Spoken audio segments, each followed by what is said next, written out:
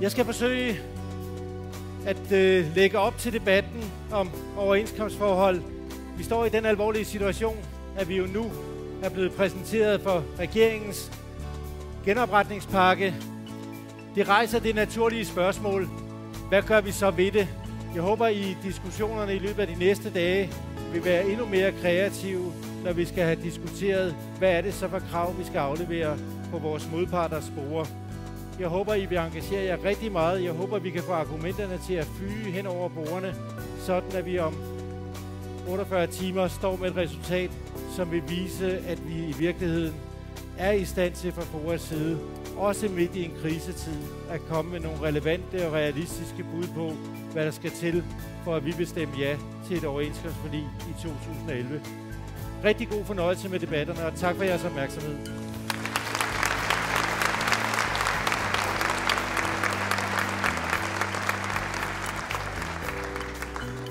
Jeg hedder Ask og har fornøjelsen af at være jeres konferencier de næste 2 dage. Nu skal vi til i gang med arbejdet, den første workshop. Og den første workshop, den handler om et gensyn med OK08. Hvad gjorde det til en succes? Og hvad kan man lære af historien i forhold til OK11? Det starter vi med ude ved bordene.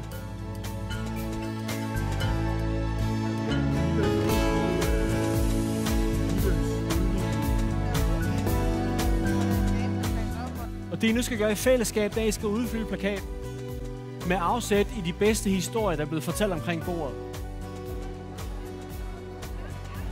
Vi skal nu i gang med eftermiddagens workshops, og der skal vi sætte fokus på de dagsordener, der optager jer. På trods af nedskæringer, på trods af, at det er rigtig meget op ad bakke, så tror jeg på, at vi er i stand til at gøre det igen. I den kontekst skal I nu til sammen at diskutere, hvad er jeres aktuelle virkelighed? Hvordan er det, I lige præcis ser på det? Og det vi nu skal arbejde på, det er at prøve at indkredse, hvilke temaer, der er allervigtigst.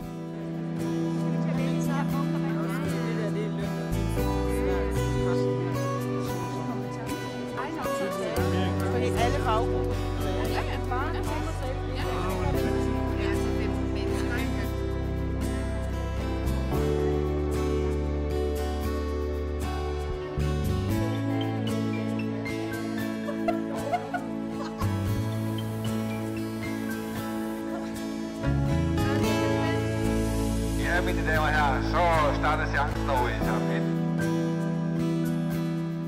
Nu skal vi til et retssagsdrama om ligeløn. Anklagen lyder: kvindefagene anklages for selv at være skyld i deres lave løn. Højret, ærede jury. Vores velfærdssamfund hviler i dag på kvindefagene.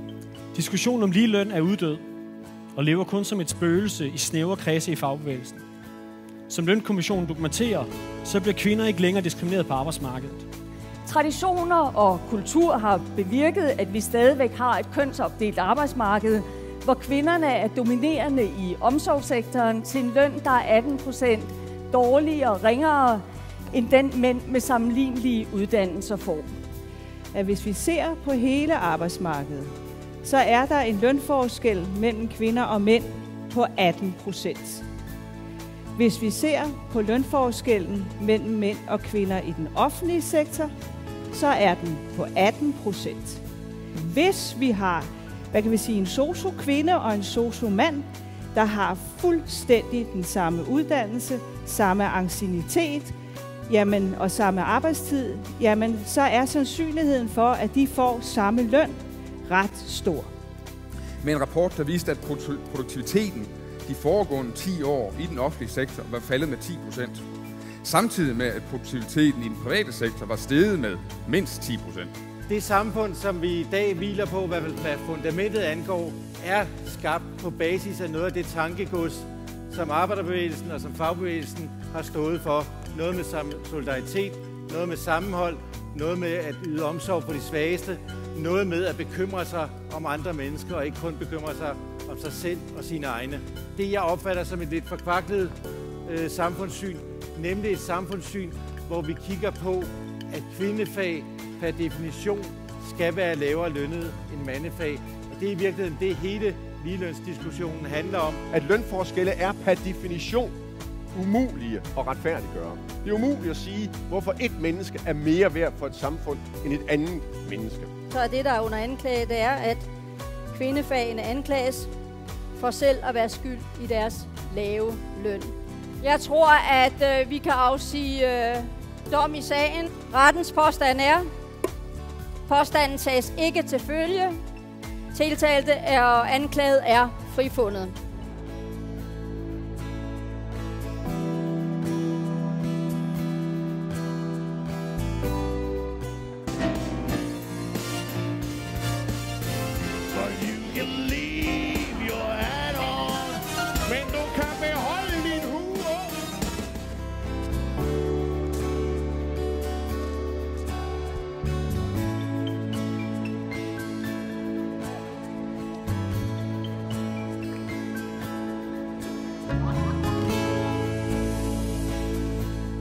Som Mona sagde, så skal vi nu til at overføre nogle af de krav og temaer, I snakkede om i går eftermiddags, til konkrete handlinger derude. Handlinger, der kan skabe opmærksomhed over for politikerne, over for pressen og over for kollegaer og befolkningen. Hvad kan vi så gøre?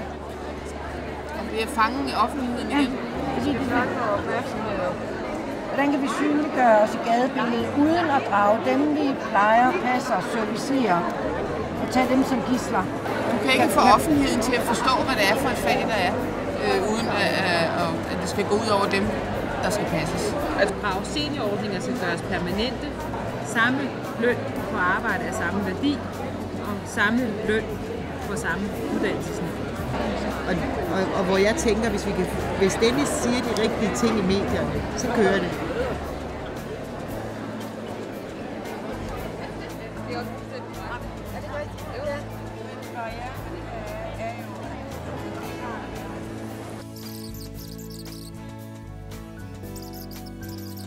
På det her, vi har prøvet for første gang, nemlig at lave en stor aktivistcamp som opstart på vores overenskomstforhandlinger. Det har været utrolig spændende for os, hvordan det ville forløbe. Ville I lege med på de ting, der nu var planlagt undervejs?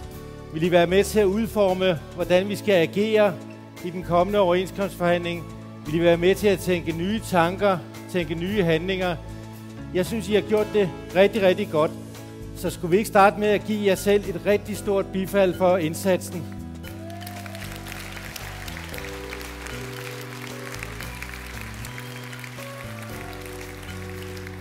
Det skal I have en rigtig stor tak for, at I har gjort, og I skal på forhånd have en rigtig stor tak for, at I går ud og engagerer jeres kolleger i den efterfølgende tid.